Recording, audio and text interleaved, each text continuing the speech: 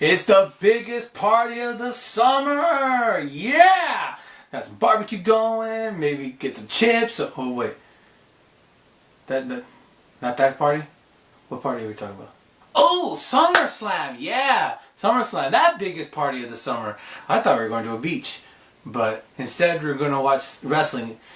Well, that's what I'm going to do. So, this is my preview video for SummerSlam. Depending on how it goes, I may do a review video. Depending on what I liked about it, if I liked it a lot or if I thought it sucked. If it sucks, I won't do the review of it. I can guarantee you that. I didn't do it for WrestleMania. If this one sucks too, I won't do it. So, let's get into this SummerSlam 2014. It's a mixed bag, to be perfectly honest. It's a mixed bag because you have matches I really look forward to and I think, oh, this could be great. And then there are matches like, nah, I don't really know. So let me start with matches I don't really care about, and then I'll work my way up into the title match, which I have some opinions on. But before we get into that, WWE has really been pimping out their WWE Network. I mean, it's if you saw Raw, they were all on that channel. They were just saying again and again, get the WWE Network. Come on, get the WWE Network. You need to get the WWE Network.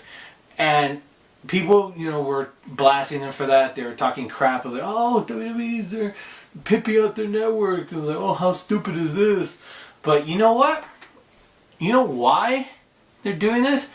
I blame one person and his fans.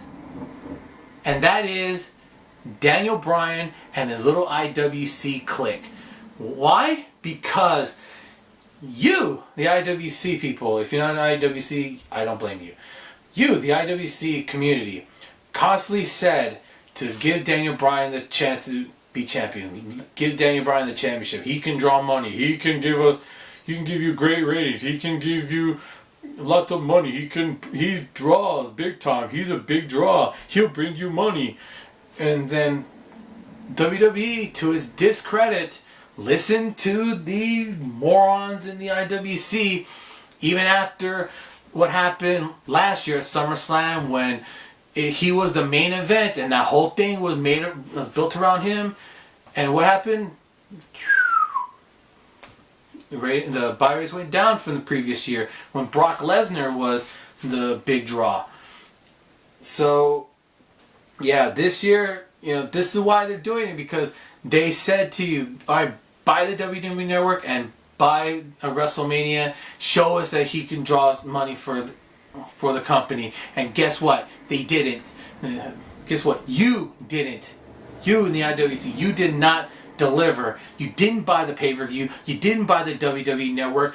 People didn't support Daniel Bryan, and WWE did not get the buy and the draw that they were hoping for, and that created a lot of angst in the WWE. So they got a TV deal with NBC Universal that wasn't as prosperous as they had originally hoped it would be, because they didn't have the alternative with the WWE Network. And what happened? WWE stopped.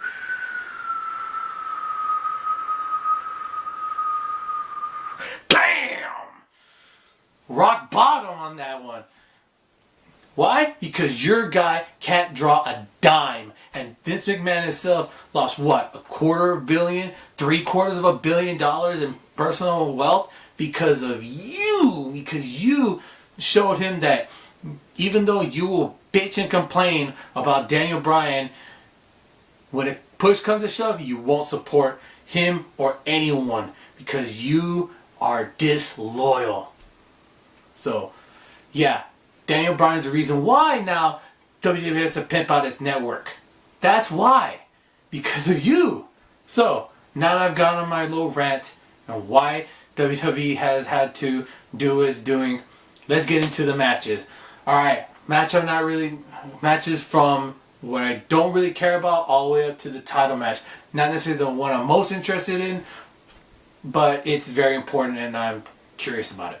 So, at the very bottom is the match between Brie Bella and Stephanie McMahon. I don't really care. They're they took it so much time on this one, and all this is a continuation of the rivalry between Triple H and the IWC's champion Troll.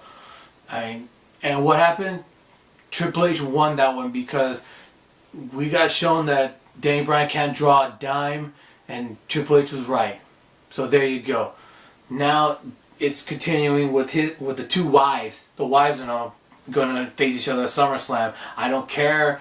I just hope Stephanie McMahon wins just for the laughs of it. All right, next match get into is Jack Swagger versus Rusev. I have a feeling Rusev will win this, but I wouldn't be surprised if Swagger wins it because, you know, they're doing the whole patriotic thing about him, you know, standing up for America and we the people, which is over. That he is over as a babyface because of not just this, but he has a manager that can rally the people to him. And so, like I said in my Overrated Wrestlers video, can somebody do your catchphrase and get the same response? With him, no, it can't. They can't. Nobody can do "We the People" like Zeb Coulter and Jack Swagger and get the same kind of response. But at the same time, Jack Swagger has injured two champions and basically ended their reigns. First with Dolph Ziggler and then with Bad News Barrett. So who's to say what's going to happen in this match? Next on my list is Chris Jericho versus Bray Wyatt. I was kind of surprised that Jericho won their match at Battleground, but it makes sense because he needs the victory. He needed the victory because Chris Jericho had been losing quite a bit. That beating him, starting to lose its luster, starting to seem like he was just jobbing or losing all the time. So having him win that battle is good as long as Bray Wyatt wins the war, and I think he'll win the war here. So I think Bray Wyatt will win this match against Jericho. Alright, next one on my list is, let's see, how many more matches we got here? I think I have 4. The championship match, IC title, Reigns and Orton, and Ambrose versus Rollins. Let's go with I like both these matches, but which one? All right, these next two are tied. Actually, the next 3 are tied, and the championship will be on top. So let's start with Ambrose versus Rollins, because that's a rivalry that's been going on for a couple of months now. Just like Reigns and Orton, it's a good feud. I like it, and it's a stipulation of lumberjack. And at first I thought, I don't know. I was kind of hoping it would be a ladder match for the Money in the Bank briefcase. But the way Ambrose explained it was actually really good. It made me say, oh yeah, that makes sense now. Rollins not going to be able to run from this match, and the lumberjacks surrounding the ring are people that the Shield put down in their year-plus reign throughout WWE. So I think this is going to be a really good match. And you know, I was talking to my brother about this, and he and I were kind of going back and forth. I thought that Rollins was going to win this one. I still think Rollins is going to win this one because he's the one that needs the victory more. Ambrose has a good amount of momentum. It won't hurt him to lose this one, and I think Rollins needs it more. What my brother was saying, and he makes a good point too, is that Ambrose should win this one. Again, win the battle, lose the war. You win this one, and at Night of Champions, if Night of Champions is the next pay-per-view in September, have Ambrose challenge Rollins to a Money in the Bank ladder match at that pay-per-view, and then Rollins can win that. That will be the winning the war in that sense. And it's a good one, and if they go that route, I'll be happy with it. I still think right now Rollins walks out as the winner of that match. Now, on to the next one. Speaking of the Shield, let's go to the powerhouse, Roman Reigns. Roman Reigns, and what's funny is right now the IWC trolls, they're already turning on Reigns, just like I knew they would. They're singing his praises, especially after Royal Rumble. But now that he's, becoming more of a star, they're starting to turn on him, just like they always do. So, his match with Orton, I think this one has a potential to show Reigns as a main event star, somebody who belongs in the upper echelon.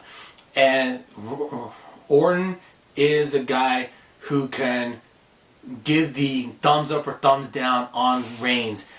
And since he's such a veteran and a ring general, he's the guy that he'll probably be the one that will quote unquote carry the match and will show how good Reigns is or isn't.